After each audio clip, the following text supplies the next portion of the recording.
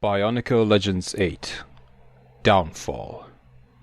Written by Greg Vashti. Recording by Nemetron. Chapter 1. 3 days ago. Metru Nui. Turaga Nuju sat in his observatory high atop a knowledge tower in Ko-Metru. It was not a chamber he expected to be using for much longer. Its purpose was the study of the stars above Metru Nui, but there were precious few still burning. Those that remained were rapidly fading. When the last of them was extinguished, the universe would be on its final countdown to destruction. More than anything, it was the feeling of helplessness that was driving him mad. The Toa Nuva had left some time ago to try to save the Great Spirit Mata Nui and the universe, but never returned. Chala had led a team of Matoran to find the Toa Nuva, and they had never returned either. What kind of dangers were they facing? What was taking so long? What sort of lunatic would want to oppose them, knowing that the fate of all existence hinged on their success? They must find the Mask of Life and use it to save Mata Nui, thought Nuju. And they must find it soon, or a sky full of dead stars would be the least of our worries. The depths of the pit, not far from Marinui. Hydraxon aimed his Kodak blaster at the Mask of Life, and fired. As jailer of the pit, he knew it was his job to recapture any escaped inmates and prevent them from getting their hands on dangerous weapons. So when he stumbled on the brutish ex-prisoner named Nocturne carrying the Kanohi Ignika, he carried out his duty. He subdued the runner, seized the glowing mask, and prepared to destroy it. It would be better for all concerned if a mask this powerful was in pieces and couldn't be used by the wrong beings. A mini-rocket from the blaster sped on its way to the mask. Then something strange happened. A powerful current slammed into the rocket, throwing it off course. It plowed into a nearby boulder and exploded, sending debris flying through the water. Before the jailer could wonder about the freak current, another one hit him, hurling him far away from the Mask of Life. This time he spotted the source. It was a toe of water leading an army of rays and flung by one of the escaped Baraki prisoners. Mantax, if he recalled correctly.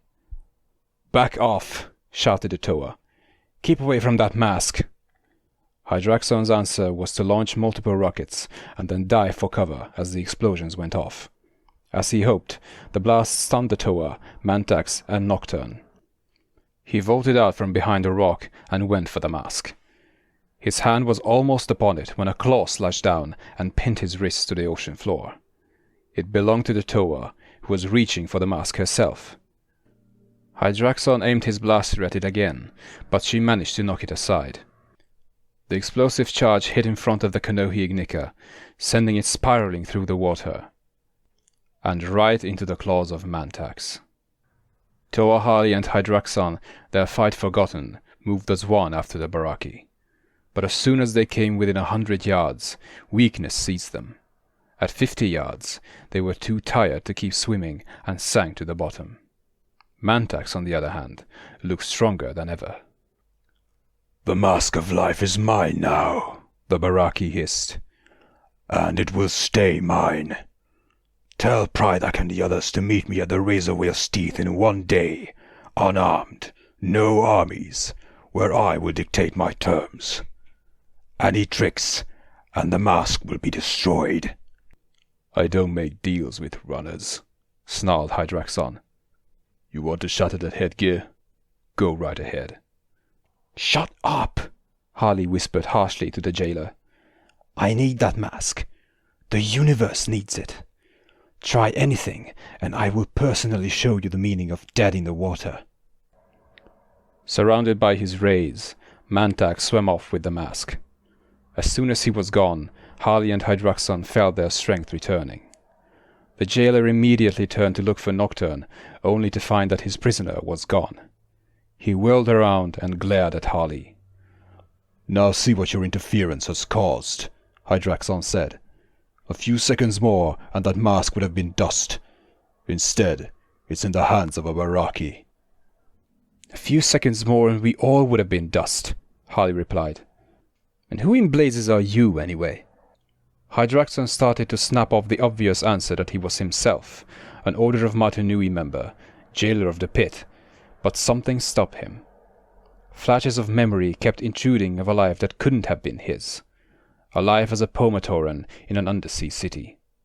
He saw this Matoran, whose name was Dekar, swimming through night-dark waters and battling sea creatures who threatened his home. But what did any of this matter to Hydraxon? This had no connection to his past or identity. Did it? "Who I am is my business," he said finally. "Staying out of my way is yours."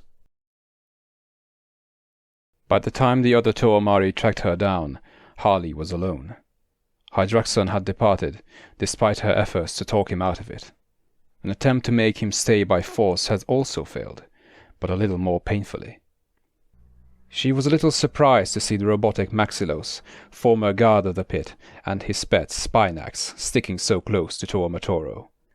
But there would be time to question her comrade later about his choice of traveling companions.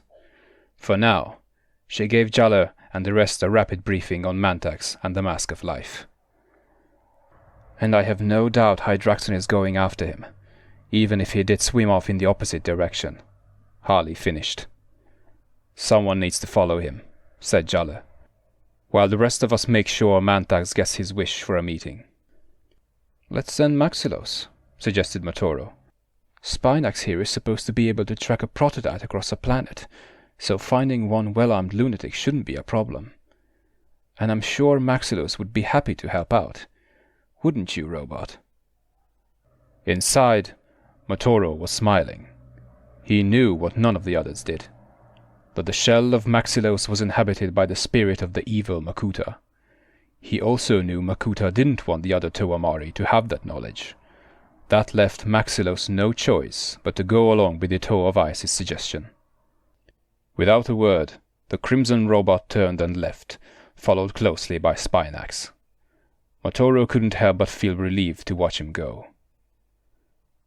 This is our chance to get the mask away from the Baraki, said Tuahuki. But it won't be easy. Or pretty. Things are bad enough down here now, but once we have the mask, well, the Baraki won't stop at anything to get it back. A lot of innocents could get hurt, Harley agreed. Then let's see that they are ever safe, Gongu offered. Who volunteers to deep talk with Defilak? First we make sure the trap is set, said Jaller, and then we'll all talk to him. Maybe by then we can figure out how to tell a proud Matoran he has to run. Under stone markers of truce, the Toomari were able to pass word to the Baraki about Mantax's request. Only Alek refused to let the Toa approach, but he had already received the news from Nocturne. The reactions among the former allies ranged from intrigued, what price would Mantax want for the mask, to annoyed, and all the way up to murderous rage. Grimly, they made their preparations. Armies were ordered to stay well away from the meeting site and weapons laid aside, at least the obvious ones. If each of them made sure a dagger or two was safely hidden somewhere near the razor wheel's teeth, well, that was just Baraki being cautious, at least in most cases. But one of them had made up his mind to actually use the blades, Mask of Life at stake or not.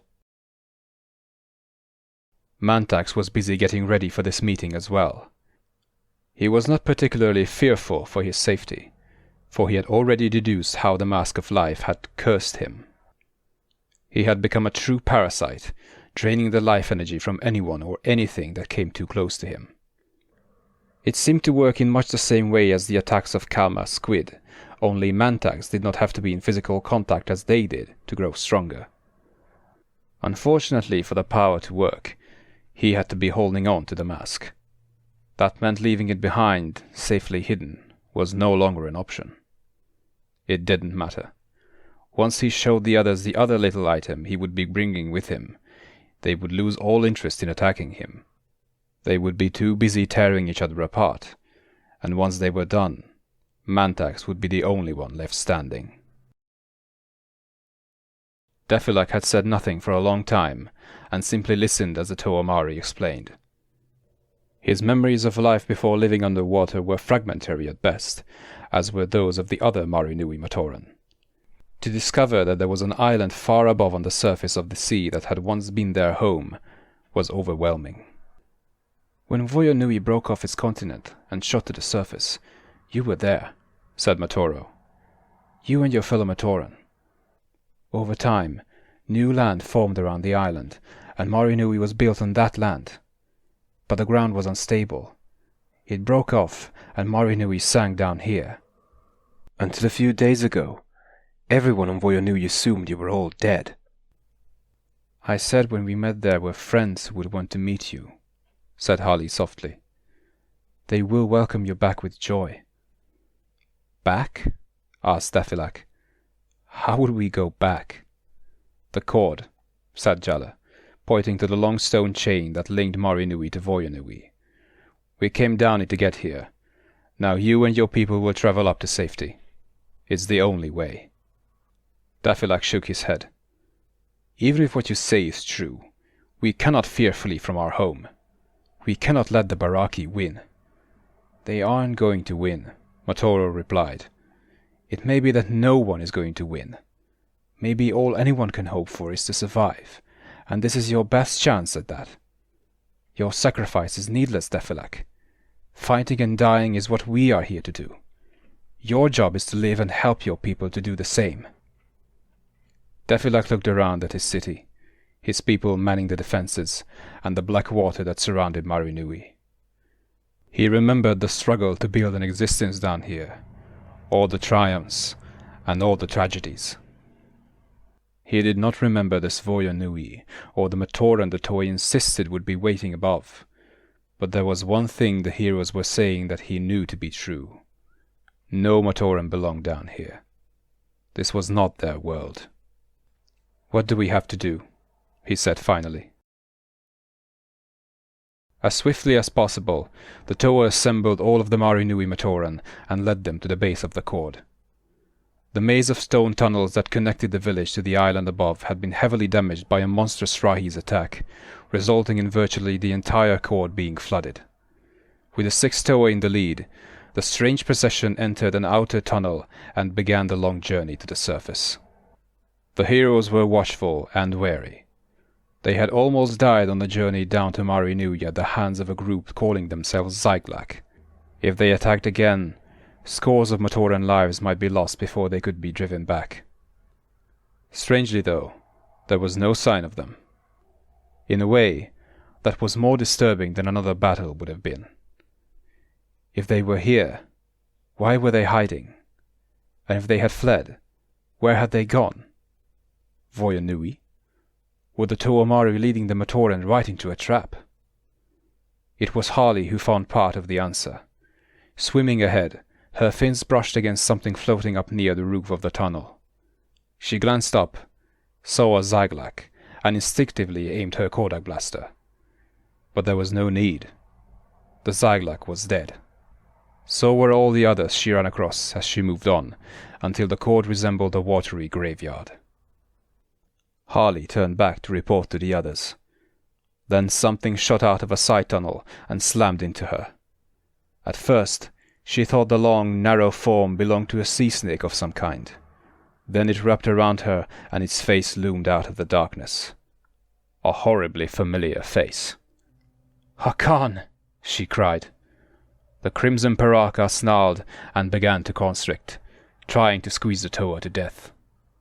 Harley hurled herself at the tunnel wall, slamming her serpentine attacker against the stone.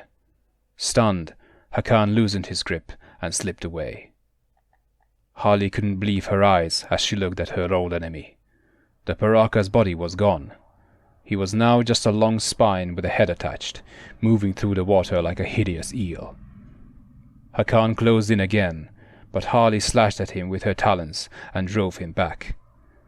"What happened to you?" she asked. "We were racing to get the Mask of Life, and thanks to Radak, wound up down in a pool of water," Hakan hissed. "It changed us into freaks. We slithered down this cord before Axon or the Voyonui Matoran could stop us. And when these reptiles tried to get in our way, you killed them, Harley finished. Where are your friends, Baraka? right now, Hakan asked with a smile. attacking yours. End of chapter 1.